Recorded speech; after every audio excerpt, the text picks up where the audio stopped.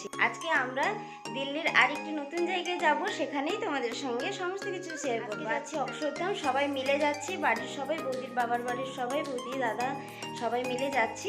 চলো তোমরা ব্লগটি স্কিপ না করে দেখতে থেকো।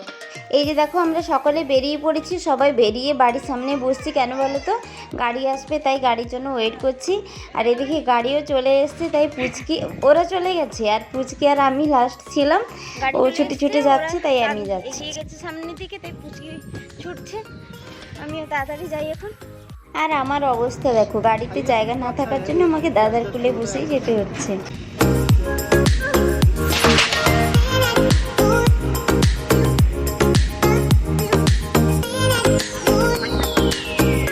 আমাদের এখন অক্ষরধাম যেতে হলে মেট্রো করেই যেতে হবে, তাই মেট্রো স্টেশনে চলে এসেছি, মেট্রোতে উঠেও পড়েছি।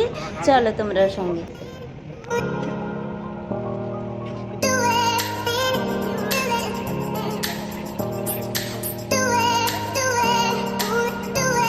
যারা মেট্রোতে যাতায়াত করে তারা সকলেই জানো যে মেট্রোতে বসার সিট পাওয়া কতটাই একটা বড় ব্যাপার। যাই হোক, অনেকক্ষণ দাঁড়িয়ে আমরা একটা সিট পেয়েছি অনেকগুলো।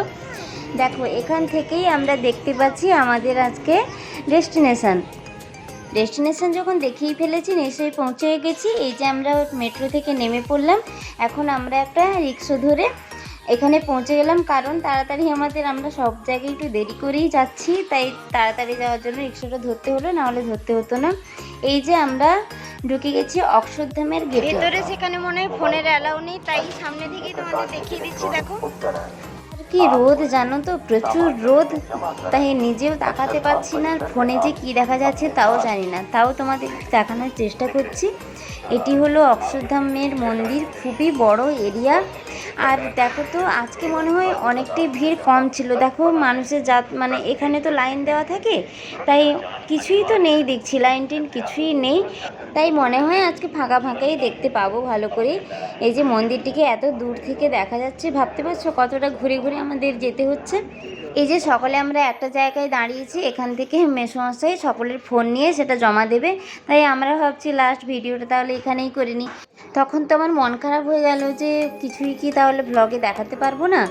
তখন আমার মাথায় একটা আইডিয়া এলো যে এই অক্ষরধাম মন্দির দিল্লিতে তো অনেক বড়, সত্যি খুবই সুন্দর। এটা তোমরা যে আসোনি, অবশ্যই আমি বলবো অবশ্যই এসে এই মন্দিরটি দেখে যাও, খুবই ভালো লাগবে। বয়স্ক থেকে বাচ্চা সকলের খুবই ভালো লাগবে, আমি এইটুকু গ্যারেন্টি তোমাদের দিতে পারি। কিন্তু এখানে আমরা হঠাৎ করে কোথায় চলে এলাম বলো তো? সেখানের অক্ষরধাম মন্দিরটিতে তোমাদের ভালো করে দেখাতে পারলাম না, তাই আমার মাথায় একটা আইডিয়া এলো যে গুজরাটের একটি সেরকম অক্ষরধামের মানে স্বামীনারায়ণ মন্দির আছে, যেটিও সেটির মতন খুবই সুন্দর। এতটা বড় না হলেও মোটামুটি বড়ই, খুবই সুন্দর। দেখো, দুটো মন্দিরেই এত সুন্দর কারুকার্য, তোমরা না দেখতে পেলে মানে না দেখলে তোমরা ভাবতেই পারবে না। আর ওখানের যে মন্দিরের কারুকার্য, ওটার অতুলনীয়, এত সুন্দর। আমি বলবো সত্যি সবাই গিয়ে দিল্লির অক্ষরধাম মন্দিরটি একবার দেখে এসো। আর এই যে তোমাদের দেখালাম স্বামীনারায়ণের মূর্তি, সেটি। আর এখানে আছে বিভিন্ন সন্ন্যাসীদের। এখানে স্বামীনারায়ণ মহারাজের অনেক ভক্ত এখানে কিন্তু দেখা যায়। আমাদের ওইদিকে কিন্তু স্বামীনারায়ণ মহারাজের তেমন কোনো উল্লেখ নেই, তোমরা হয়তো অনেকেই জানো না। দেখেছো কারুকার্যটি কতই সুন্দর, সত্যি ভিতরে এলে খুবই ভালো লাগবে। আর স্বামীনারায়ণ মহারাজ হলো একজন সন্ন্যাসী। এই স্বামীনারায়ণ মহারাজকে ভগবান শ্রীকৃষ্ণের একটি রূপও মানা হয়। এই স্বামীনারায়ণ মহারাজের ইতিহাস জানতে হলে তোমাদের অবশ্যই কিন্তু অক্ষরধাম মানে দিল্লির অক্ষরধাম মন্দিরটি অবশ্যই তোমরা ভিজিট করো। এত ভালো, মানে ভেতরে ওখানে সিনেমাটিক পর্দার মতো করে স্বামীনারায়ণজির সমস্ত কিছু ইতিহাস সেখানে তুলে ধরা হয়। আর সমস্ত কিছু কাহিনী, স্বামীনারায়ণজির ছোট থেকে বড় হওয়ার কাহিনী সমস্ত কিছু সেখানে দেখানো হয়। খুবই ভালো লাগবে, সত্যিকারে খুবই ভালো লাগবে। আর এখানে তোমরা দেখলে বাবা মহাদেব ও মাতা পার্বতীর মূর্তি আছে, সেখানেও সেম এই স্বামীনারায়ণজির মন্দিরের দুদিকেই এই বাবা মহাদেব মাতা পার্বতীর মূর্তি আছে। আর অন্যদিকে আছে শ্রীরাম, সীতা ও বজরংবলীর মূর্তি। খুবই সুন্দর লাগছে না এগুলো দেখতে? আশা করছি তোমাদের ফোনে অনেকটাই ভালো লাগছে, কিন্তু বিশ্বাস করো ফোনে যতটা নাই ভালো লাগছে, সামনাসামনি তোমাদের এত ভালো লাগবে, চোখ সত্যি জুড়িয়ে যাবে। দিল্লির অক্ষরধাম মন্দিরটি তো আমি সত্যি ভাষায় প্রকাশ করতে পারছি না, এতটাই সুন্দর। আর এখানে এই গুজরাটের এটা হচ্ছে স্বামীনারায়ণজির একটি হলরুম করা আছে, মানে এটি হচ্ছে স্বামীনারায়ণজির অভিষেক রুম। তারপর আমরা এখানে চলে এলাম আবার কোথায় বলো তো, দিল্লির অক্ষরধাম মন্দির থেকে আমরা বেরিয়ে চলে এলাম। এই যে মন্দিরটি দূর থেকে এরকম আলোটি দেখা যাচ্ছে। দেখো, দিল্লির অক্ষরধাম মন্দিরে ক্যামেরা অ্যালাউড না থাকার জন্য আমি তোমাদের জন্য গুজরাটের অক্ষরধাম মন্দিরের মতনই স্বামীনারায়ণজির আরেকটি মন্দির তোমাদের সামনে আমি তুলে ধরলাম। কেমন লাগলো প্লিজ তোমরা অবশ্যই জানাবে। আমি যথাসাধ্য চেষ্টা করেছি তোমাদের কাছে সেটিকে তুলে ধরার। অবশ্যই তোমরা প্লিজ আমাকে একটু সাপোর্ট করো সকলে।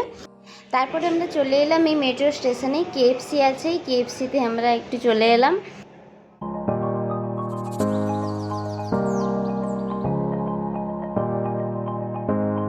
এই যে একটু নিজের ভিডিও করে নিচ্ছি, কি আর করব, খাওয়ার আসছে না, দেরি হচ্ছে খুবই।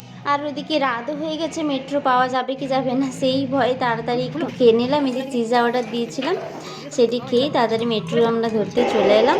আমাদের মেট্রো চলে এলো, তারপরে চলে এলাম বাড়ি। আর এই মন্দির থেকে, মানে এই দিল্লির এই স্বামীনারায়ণ মন্দিরেই শপিং করার কিছু জিনিস আছে, মানে জানোই তো যেমন প্রোডাক্ট হয় না, অক্ষরধামের প্রোডাক্ট এটি এরকমই, পতঞ্জলির প্রোডাক্ট এরকমই।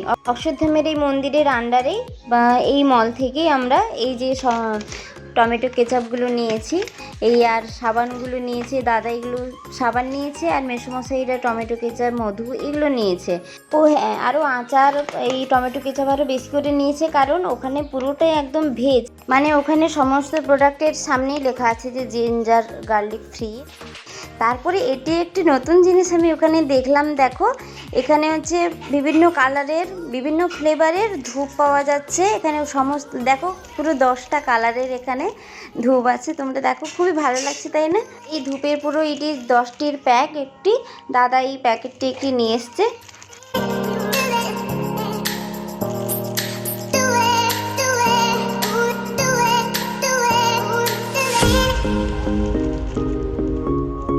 আজকের ভিডিওটি এই পর্যন্তই। ভিডিওটি কেমন লাগলো প্লিজ তোমরা সবাই কমেন্টে জানাও। কমেন্ট না করলে তো আমি বুঝতে পারছি না তোমাদের কেমন লাগছে। এরপরে কিন্তু আসছে আরও একটি ইন্টারেস্টিং ভ্লগ, সঙ্গে থেকে তোমরাও। দেখা হচ্ছে পরে একটি ভ্লগে। টাটা সকলকে।